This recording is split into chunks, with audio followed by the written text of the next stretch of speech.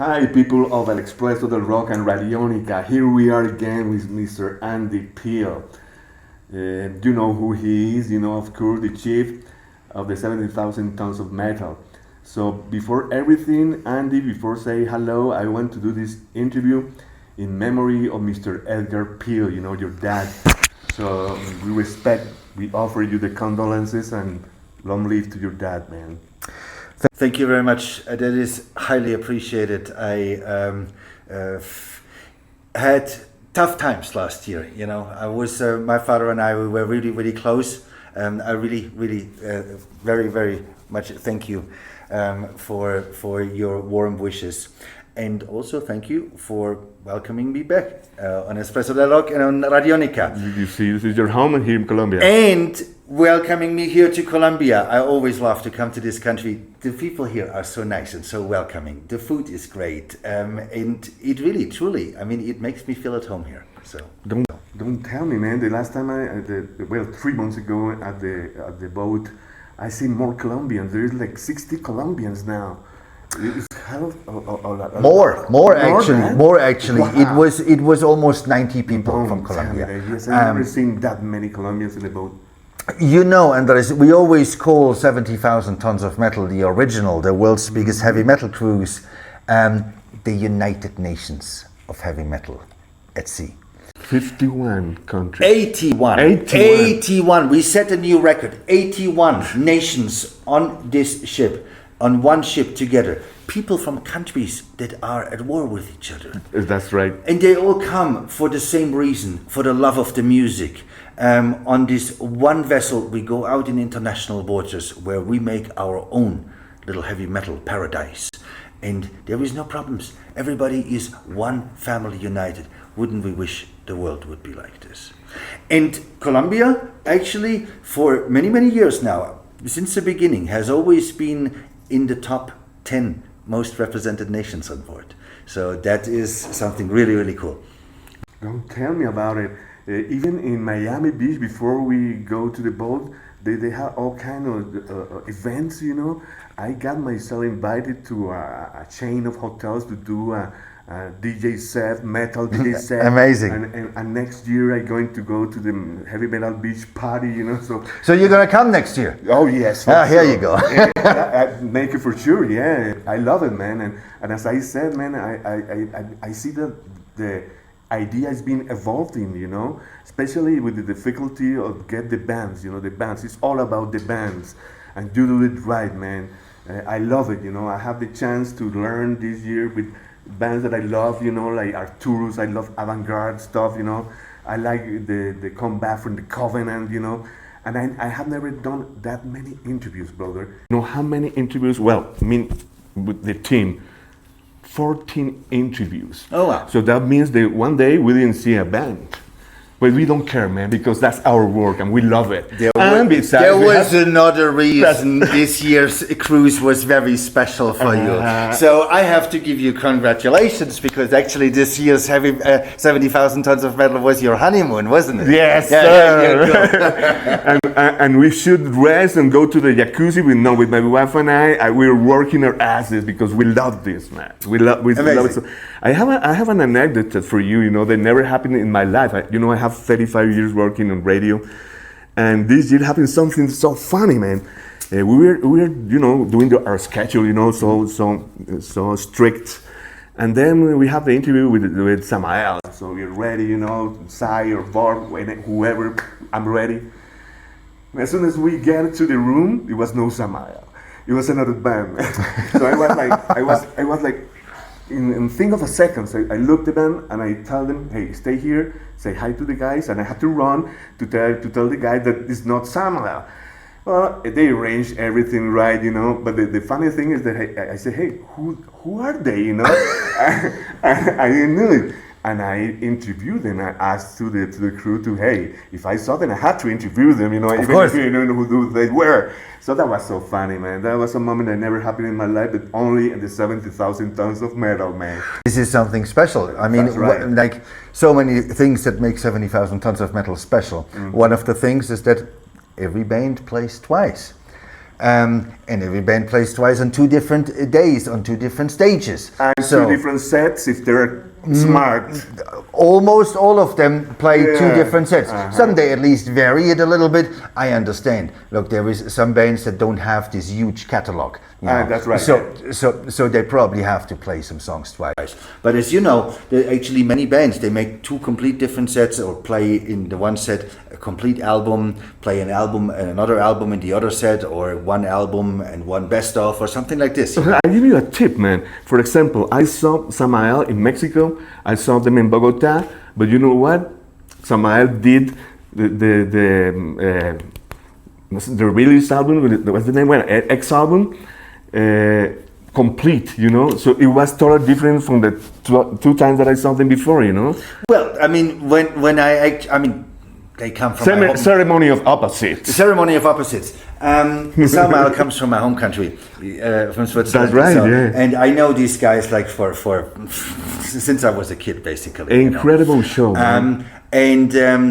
I wanted them to play that album because it's actually really, really cool. I still from time to time listen that at home. You know, you did it right, man. It's an amazing. And they play it with happiness, with you know, the compromise with the people. You know, I thank that also for the 70,000, man, that I have my press, and I can tape the bands, and I can interview them and do both things, you know. I'm going to tell you how is my methodology right now, you know, because there's so much material. So we start with concerts. So now in my channel, I have all concerts that we did, and then interviews. Look, actually, I have to think, because I always say, look, I'm just a guy with a crazy idea. Then I have some amazing people that are here that help me. The best crew. The entire year round. Incredible. And you know, the few days, the weeks before the cruise and on the cruise, it becomes hundreds of people that actually work on this. But all of this would not be possible without people like you that actually spread the word around the world and bring people, from now 81 different nations on board. Incredible, man. It's incredible. What about the future, man? This year, I think after all you have with your dad, the things are going to be different about the bands and that situation that, you know, some people is, you know, like arguing. I made a promise 2 years ago that, because I know, like, nobody wants to hear soon anymore, you know, so don't slap me, right? I know that from our long-term, extremely loyal customers, we call them survivors. That this was and is probably the biggest complaint always. Andy, please announce the lineup earlier. So I made this promise 2 years ago. I think we started pretty well last year. Yeah. Then yes, sometimes life throws you a curveball. I will promise that I will do my very best. That this year, and we are just around the corner, like in about 2 weeks, we start to announce the initial lineup. That a much bigger part of the lineup will be announced much earlier, even before we start selling tickets. And since we're here in your beautiful country of Colombia, I also promise you this one thing. As a testimony, not only to our strong followership from Colombia, but also as a testimony to this amazing amount of great talent that you have here in Colombia. Not just next year, but also in the future as well. All right, man. That's a great news. Thank you. Cheers. I have another question, a very important question, Andy, and is there is the possibility to extend a little bit the cruise, you know, any chance to come to Cartagena, for example, and stuff like that? I don't know if it's out of my sight or maybe could be possible. Look, I tell you this, there is not just many different countries, there is many different continents, there is different oceans too. I had plans for other things, maybe other cruises, already before the pandemic. We all like to forget that thing that happened a few years ago. That of course threw us way back financially to planning wise. So we are still kind of in a recovery mode to some degree. ideas and plans have been actually pretty far developed. They're not dead. So we're still working on it. However, it may work under a different banner. It's going to be a different product. Because 70,000 tons of metal is like a family, as you know. It is, totally. So, and you don't want to rip a family apart. So 70,000 tons of metal is going to be an annual, it was always and will be one annual event. But, as I just hinted, and I'm not going any further, you know, like there is, like I always like to come to Colombia, you know, but there are other continents, there are other seas, there are all other port cities. So plans are actually already in development for other products. Excellent. That's all I can tell you right now. Look, obviously you survived. Everyone so far survived. We have now tens of thousands of survivors. What I have to tell to the people, first of all, don't be afraid. You know, this is the United Nations of heavy metal at sea. Everyone is welcome. Everybody is the same. And for some people, an obstacle sometimes is language. Now, since I love this country so much, I love the people here so much, I speak several different languages. Spanish is not yet one of them. Maybe I should. When it's me, you can learn a little bit. I should learn some Spanish. However, our website is in Spanish too. I know. Our customer service is in Spanish. You can, if you have questions, you can call. There is some people that answer your questions in Spanish. And beside that, as soon as you arrive to the States, is Miami, that is Spanish all over. That is Spanish all over. Now, 70,000 tons of metal is different. We don't have any backstage area. We don't have any VIP area, right? Not at all. And we celebrate this already when you arrive at the port in Miami. It doesn't matter the musician from the biggest band on board or a customer in the cheapest 4-bed interior cabin on deck 2. Everybody goes through the same door. Everybody goes through the same security checkpoint, through the same check-in. And once everyone together is going over the same gangway, something happens in their subconscious. And they're like, not just the fans, the bands too. Oh, in the true sense of the meaning, we're all on the same boat. And this mutual respect develops between artists and fans. And look, at another festival, you may have to wait for hours at the backstage entrance to probably get 5 seconds with your favorite musician to take a selfie or if you're lucky or get a signature. If you're lucky, there you get 5 seconds. On 70,000 tons of metal for 5 days and 4 nights, everyone is on this ship. No backstage, no VIP, and like afterwards you hear these stories. Oh my God! Yesterday I took the elevator up to the restaurant, and the elevator door opened, and Nuggle from Behemoth was in the elevator. Or I was sitting in the jacuzzi, and next to me there was Joachim from Sabaton. Like, this is just 70,000 tons of metal. Get it? Where can you sit in a jacuzzi and see Sepultura play? Only on 70,000 tons of metal. Totally. So, if you haven't been there, you can hear all the stories. You can hear his stories, his testimony. I have 2 stories right now. But you have to experience yourself. But fair warning, it can be addictive. Totally addictive.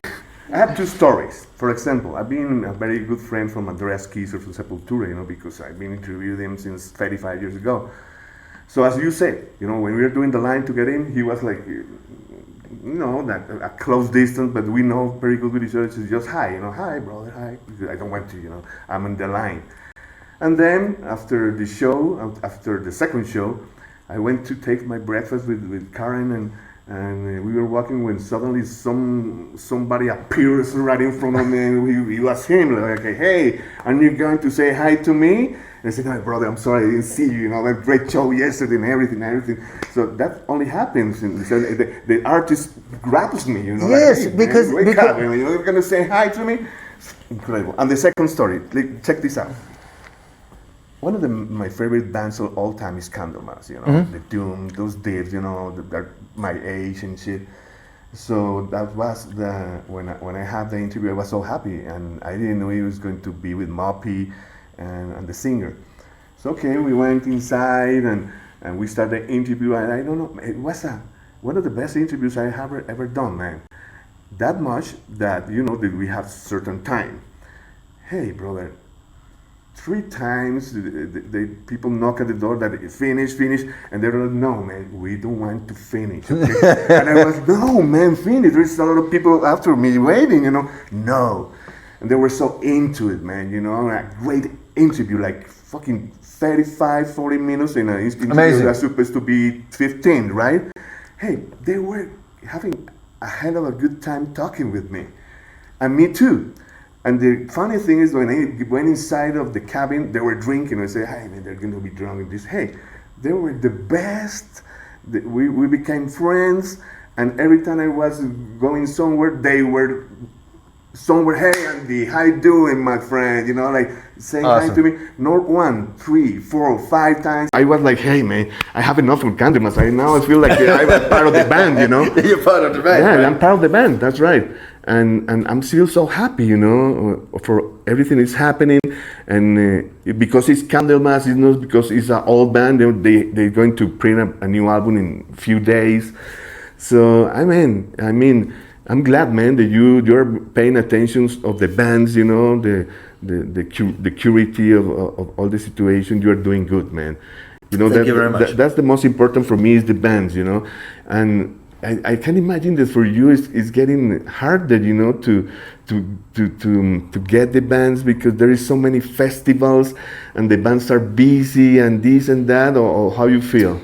Well, it's actually nowadays it's much easier. It It has been much harder 15 years ago. All right. Because this story has been told over and again how I came up with the idea, right? Mm-hmm. And everybody thought that I was crazy.